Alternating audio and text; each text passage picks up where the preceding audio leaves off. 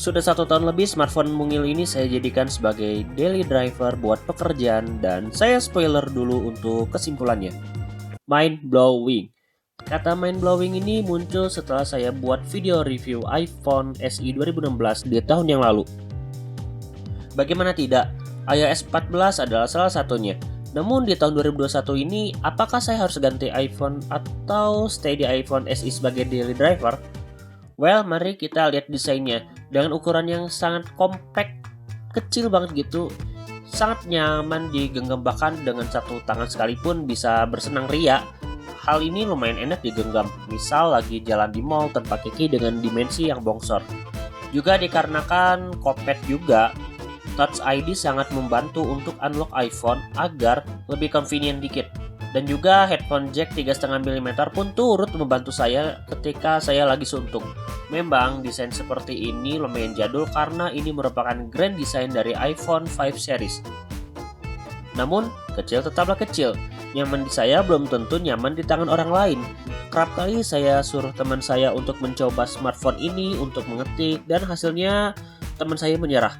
Selain itu, karena kecilnya juga, ada beberapa side negatif yang saya akan bahas nanti. Sekedar intermezzo, kalau kalian lihat ada bekas dent dan goresan, mohon dimaklumi karena akibat lebih enak megang tanpa case sehingga feel premiumnya lebih mewah gitu, kerasa gitu. Hingga HP-nya jatuh, mulai dari jatuh dari kasur hingga jatuh dari saku ke aspal ketika pas lagi beli bubur. Untuk sektor layar tidak ada masalah dengan kualitas layarnya, meski resolusinya kecil, tapi kerapatan pixelnya masih enak untuk dilihat. Memang resolusi HD bakalan useless karena HP ini memiliki layar dengan ukuran 4 inch dengan retina display. Ya paling tidak masih enak lah untuk nonton YouTube. Sektor audio ini sebenarnya agak males untuk saya ulas lagi, tapi kalau misalnya kalian ingin ulasannya lebih lengkap bisa cek link di atas atau di deskripsi. Intinya ada jack audio 3,5 mm sangat membantu untuk kehidupan saya yang gak bisa lepas dari cans berkabel meski saya punya TWS dan dipakai daily driver. Anyway, suara speaker meski mono tapi cukup lah untuk di tahun 2021. Karena saya lagi males menilainya, kalian bisa cek sampelnya di sini. Open your eyes and take in a deep breath. Don't be afraid the darkness will pass you in time. Nah, bicara kamera, apakah kameranya masih capable untuk di tahun 2021? Saya rasa kameranya cukupan. Cukupan di sini karena ketika pada skenario daylight, kamera ini memiliki tangkapan gambar yang cukup bagus. Tidak sebagus iPhone SE 2020, at least masih kepakai untuk kebutuhan fotografi ringan dan juga sebagai webcam. Namun, keadaan berubah ketika dalam keadaan gelap. Kamera iPhone ini secara teknologi sudah tertinggal jauh. Gak bisa apple to apple lah dengan iPhone SE 2020. Selain itu, patut kita syukur juga setidaknya smartphone ini bisa rekam 4K 30 fps. Setidaknya lagi, hasil story langsung dari kameranya lumayan bagus. Untuk sampel foto dan videonya bisa kalian lihat di sini.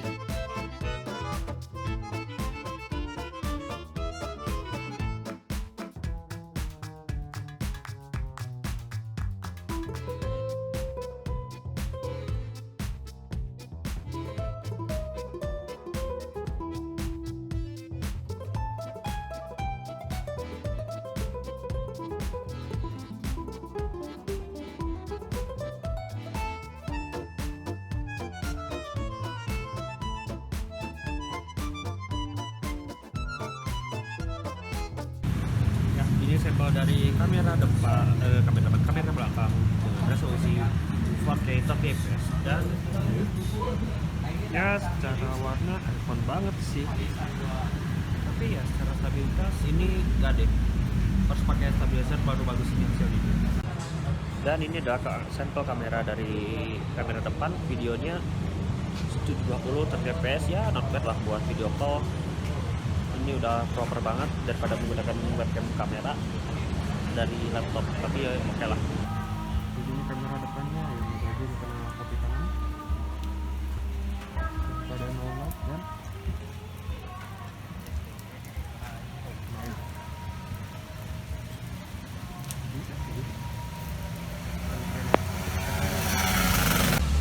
kalau dari kamera depannya, dan ya ini terhubung di malam hari, dan jadi ya oke lah, jadinya bukan sejelas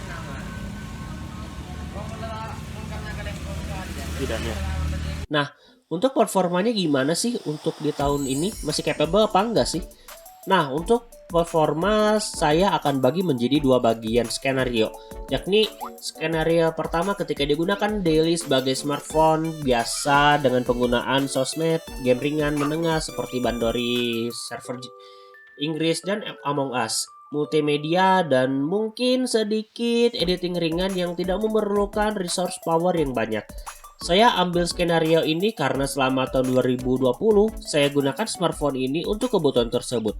Dan juga pada skenario kedua, dan penggunaan pada skenario pertama tadi, kita tambahkan lagi dengan hal yang berat gitu, kayak misalkan editing video di Premiere Rush dan juga bermain Genshin Impact.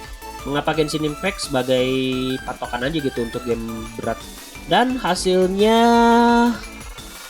pada skenario pertama, smartphone ini masih sanggup gitu untuk menjalankan apps dengan smooth, kecuali Messenger yang ampas baik di Android maupun di iOS dan desktop. Memang ada sedikit jeda waktu yang lama, tapi meski begitu itu datangnya hanya dikit doang, jarang-jarang saja.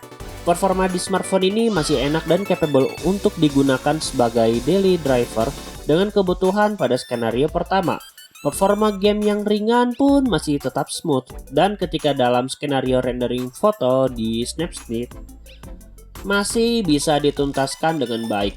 Pada skenario ini saya akan memberi label lolos uji karena sudah lulus dengan skenario ini. Nah, gimana sih dengan skenario kedua? Hasilnya gimana? Seperti kalian tebak. Mind blowing. Mengapa mind blowing? Karena smartphone ini masih sanggup gitu untuk main Genshin Impact. Ya, bisa dibilang memang banyak keterbatasan gitu. Ada lag di mana-mana, mungkin ada frame drop di mana-mana, tapi setidaknya main Genshin dengan beberapa keterbatasan itu bisa mengobati beberapa hal yang dimana iPhone 6s bahkan beberapa iPhone 7 sekalipun gak bisa menjalankan Genshin. Tapi di iPhone SE ini bisa. Ya seperti tadi, kalau misalnya ada stuttering pun masih kita maafkan karena ini adalah device dengan iOS yang, atau lebih tepatnya iPhone minimal gitu. Nah, untuk settingannya mungkin kalian bisa lihat aja, tapi setidaknya dengan settingan ini setidaknya bukan overclock ya, balance. Ini saya agak sedikit modifikasi dengan merubah frame rate-nya menjadi 60 fps. Rendering di Premiere Rush bisa dituntaskan dengan baik ketika lagi preview maupun lagi proses rendering di 1080 pixel 30 fps. Padahal di LG saya Adobe Premiere Rush tidak kompatibel loh, meski ada di versi Android-nya ya. Nah, baterainya gimana untuk tahun 2001? Tahun 2021 banyak smartphone dengan baterai jumbo yang bisa tahan mulai dari seharian bahkan hingga 3 harian. Smartphone ini gimana? Ini kompensasi dari ukuran yang mungil, baterainya pun ikut kecil. Dan kebanyakan smartphone pada umumnya dengan penggunaan saya yang light to medium, cabut charge dari jam 5 subuh, charge lagi dari jam 1 sampai 2 siang, charge hingga jam 5 sorean, kemudian kembali charge di sekitar jam 8 sampai jam 9 malam sebelum tidur tentunya. Meski baterainya sih belum di bawah 20%, tapi ya namanya juga tinggal tidur aja. Dari gambaran tersebut sudah dapat disimpulkan bahwa 6 atau 7 bulan lagi saya harus ganti baterai, karena meski baterai health-nya masih sekitar 87%, tapi saya harus mendapatkan performa yang lebih baik. Konklusinya, masih layakkah dipakai di tahun 2021? Menurut saya, kembali lagi ke kalian sebagai penonton sekaligus buyer. Memang smartphone ini masih belum sempurna, masih banyak kekurangannya yang smartphone low-end Android di tahun ini langsung ketawain iPhone SE ini. Tapi meskipun HP ini punya charm keajaibannya, saya rasa tetap kurang merekomendasikan untuk penggunaan berat banget dan dijadikan first daily driver. Namun, jikalau kalian suka dengan HP kompak dan enak digenggam dan enak untuk disimpan di saku, smartphone ini bisa jadi opsi menarik untuk penggunaan secondary hand. Dan satu lagi, saya masih pakai iPhone SE ini mungkin sampai 2022 bukan karena iOS, tapi lagi butuh dana aja gitu untuk naik ke iPhone ke depannya. Oke, sekian dulu dari saya. Jangan lupa like, comment, dan subscribe. Jangan lupa follow sosial media yang muncul di layar kalian. And see ya!